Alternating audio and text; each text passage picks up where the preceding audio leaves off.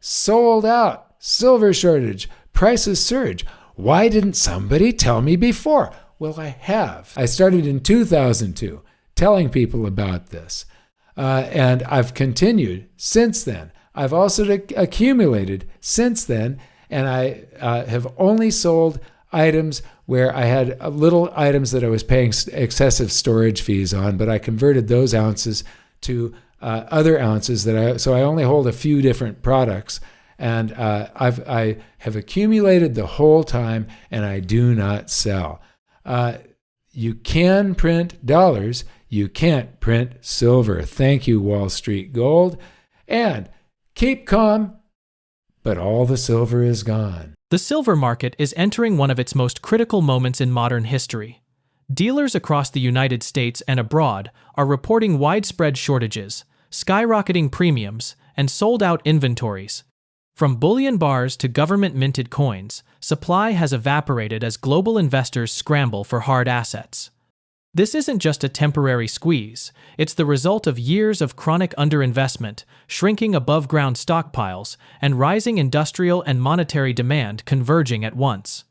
ETFs like SLV are exhibiting severe stress, with borrowing fees spiking and zero shares remaining to short, while physical premiums are diverging significantly from spot prices. As central banks begin quietly accumulating silver for the first time in decades, the realization is spreading. Silver is no longer just an industrial metal, it's a monetary refuge in a world drowning in fiat. MikeMaloney, author of Guide to Investing in Gold and Silver, and founder of goldsilver.com, warns that silver is entering a phase he calls unobtainium.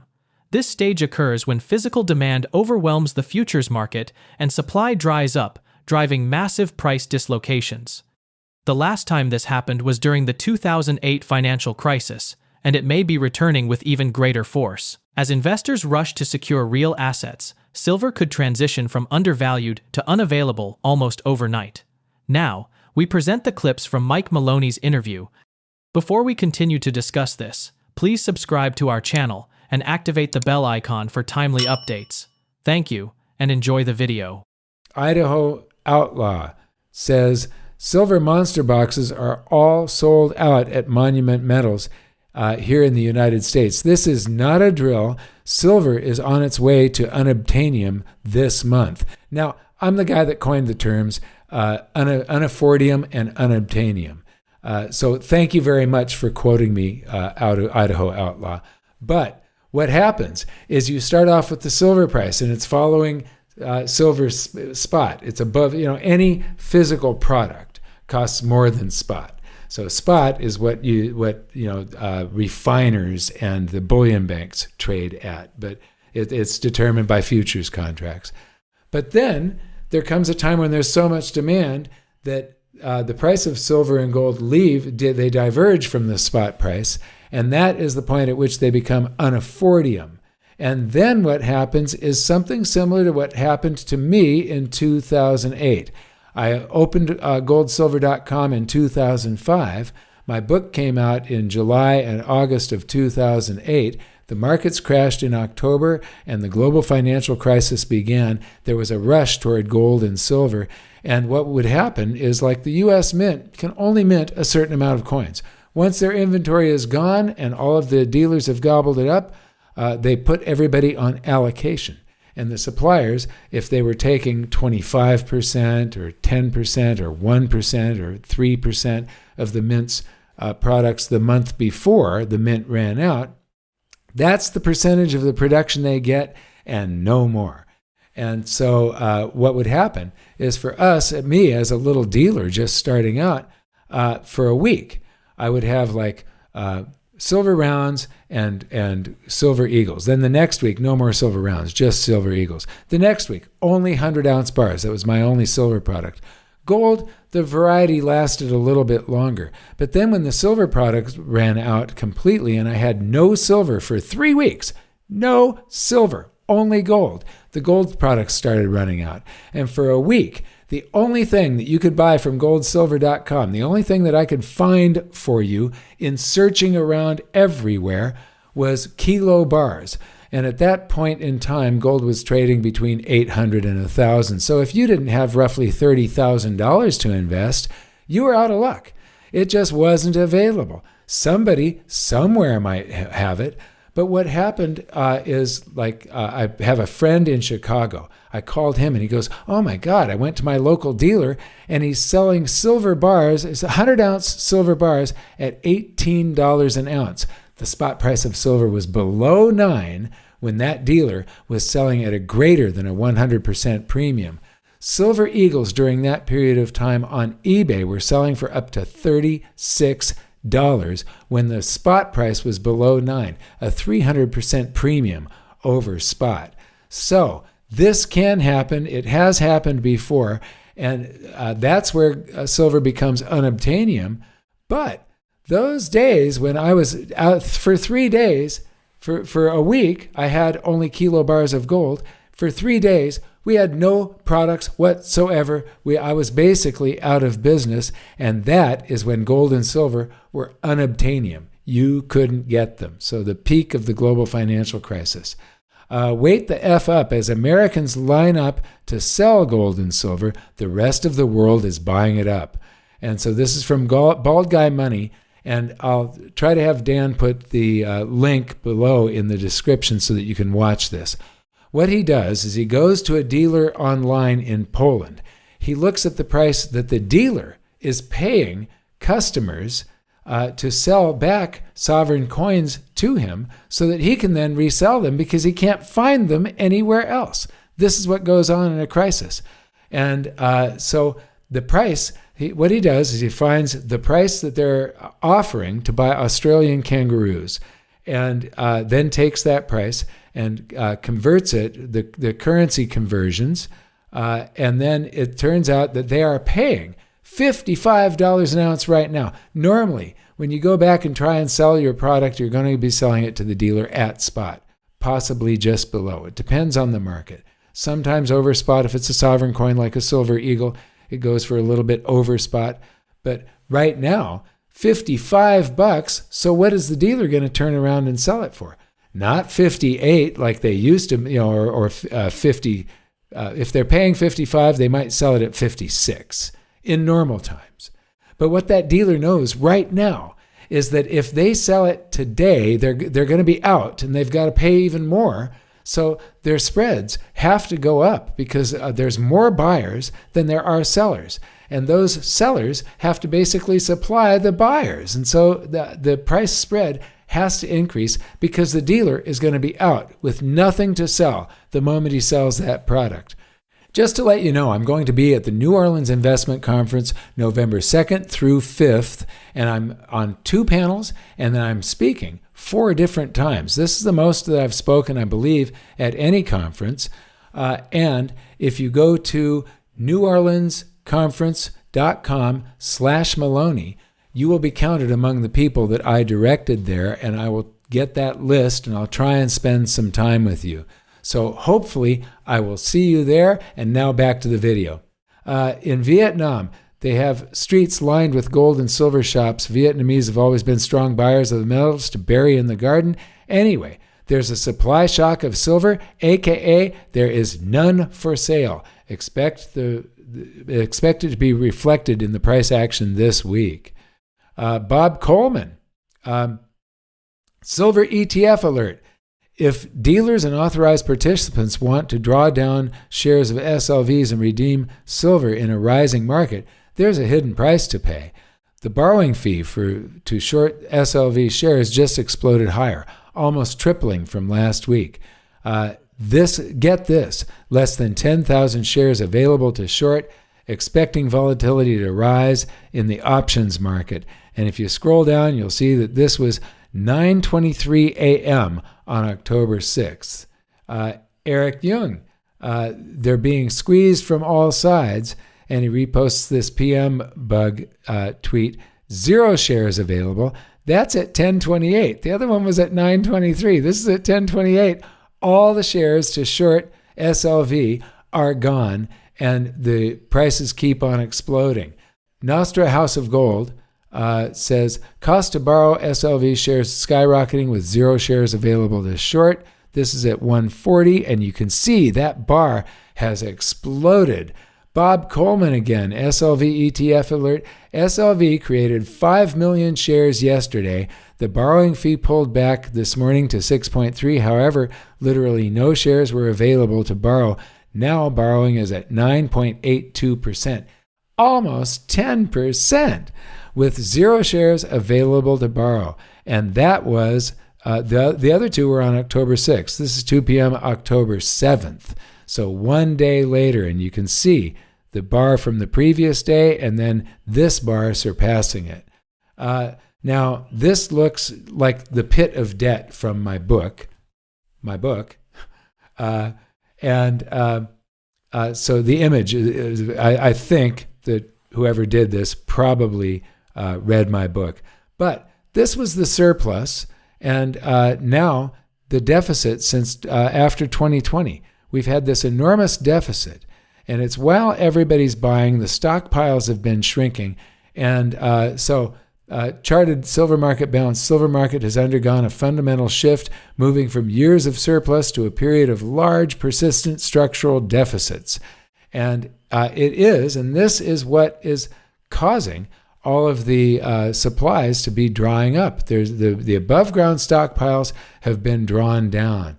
Central banks have started to buy silver as a monetary asset. Before it was only gold, but then Russia, and then last week.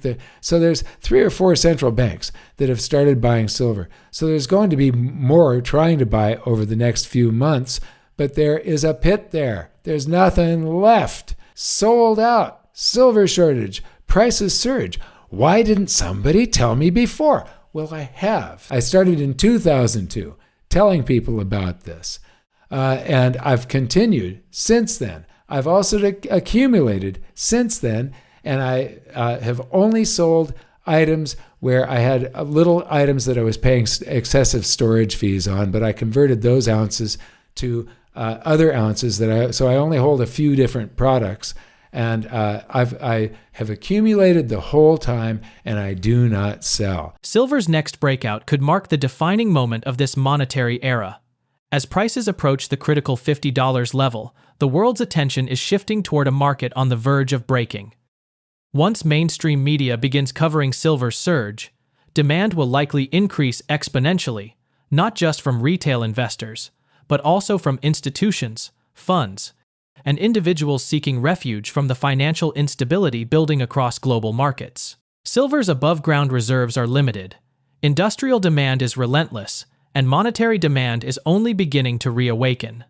This unfolding scenario mirrors past cycles, when silver transitioned from undervalued to unobtainable, a dynamic driven, not by speculation, but by scarcity. The setup for a monetary rush is forming in real time, and the window to act before it becomes unobtainium may be closing faster than most expect. Let's get back to the interview. Yes, will do, Mike. So I want to start here with a tweet from Make Gold Great. Here's a quote. Silver is going to fail to deliver, in my eyes, within the next few delivery periods. So I think before year end, you're going to see the silver market break. And that's from Bill Holter. And you know what? Bill, I believe, is right. Once silver passes this $50 threshold, and we're just, that's what my previous videos were about. We're just about there. It gets into the news cycle. The mainstream media will be reporting on this. And as it goes north, they are going to be reporting on it at first, a few, and then it's going to be every week, and then every day. They're going to be hearing about silver, the general public. Now, it also goes along with October is the spooky month, this month that is famous for crashes. And there's going to be a video upcoming that's all about the economy and showing you where we are right now. And we really are teetering on that knife's edge. Bill is probably right.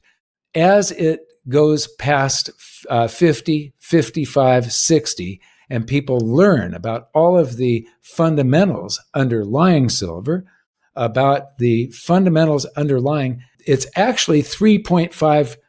If you take 1% of the the 20 trillion, that's 200 billion that could come chasing silver. There isn't enough silver at these prices to support anything near that. And 1% is a nice conservative figure. But when you add in global currency supply and global stocks and global bond market, now you're at 3.5 trillion that could come. It's 350 trillion is the total of those things. You're at 3.5 trillion that could come chasing the precious metals. And that's only 1% of these things. The liquid capital, the stock market, and the bond markets globally. Because when we talk about how much gold and silver there is, that's globally. That's what we're talking about. So you've got to compare oranges to oranges. So, That's right. and gold is orange. Whoa, look at that growth. And wow, the growth in the money market area, the yellow, is absolutely insane. Currency plus demand deposits and unused credit card lines. So this is, these are dollars that can, within a day, come chasing the safe haven asset in a crisis, and a crisis is coming. October is always the spooky month. We're in September, the end of September right now. October is just famous for crashes. And I really think that we could get a crash as early as this October. It's definitely possible. In that case, a bunch of this is going to come chasing gold and silver. Okay, and there's gold and silver. Wow, explain some of this then. Okay, obviously real estate around the world is huge. So bonds and stocks, a lot of that. Bonds, stocks, and currency. So on top of money market funds and currency in circulation and money market credit lines. Ah, yes. Unused credit. So currency that doesn't exist yet, just promises by banks that they will create that currency for you if you want it. So 20 trillion. And then to that, you have to add what people can get for selling some of those stocks and bonds, because some of them will. I want to remind everybody that I believe right now that gold is about 0.5% of global financial assets. And in 1980, it was about 8%. So it could grow by 16-fold if the same thing happened as in 1980. But as we know, this time it is really, really different. Exactly. And, we all know people personally who own real estate as effectively a store of value, right? It's part of their financial portfolio. It's not just their primary residence. And so if some of those real estate investors decide, you know what, my returns aren't that good in real estate, there's a lot of risks, there's jurisdiction risks, there's all these other things, I want to sell that property and move into something that doesn't have those risks, you can see how just a tiny percentage of this purple bar, if it goes into a different asset class like gold or silver, that could easily double or triple the market cap of those assets. So wow, I think it's just a matter of time. Yeah. Okay. Yeah. Awesome. So I also have a tweet that you put out here, Mike. When it's gone, it's unobtainium, right? Silver? Absolutely. I said that one day gold and silver will become unaffordium and unobtainium. The silver market is quietly approaching a moment of truth. As global liquidity tightens and confidence in paper assets erodes, silver's role as a form of real money is being rediscovered. Once it crosses key psychological levels, the rush for physical metal could become unstoppable. Unlike digital wealth or fiat currency, silver cannot be printed or fabricated out of thin air, and when demand overwhelms supply, it won't just rise in price, it will disappear from availability. History shows that when the public awakens to silver's actual scarcity, premiums explode and inventories vanish overnight. The coming revaluation won't be a speculative surge, but a global repricing of real value in a world awash with debt and inflation. Share your thoughts on his analysis in the comments section below. If you find this video informative, please support and turn on notifications to stay informed about our latest videos. See you in the following video. Thanks for watching.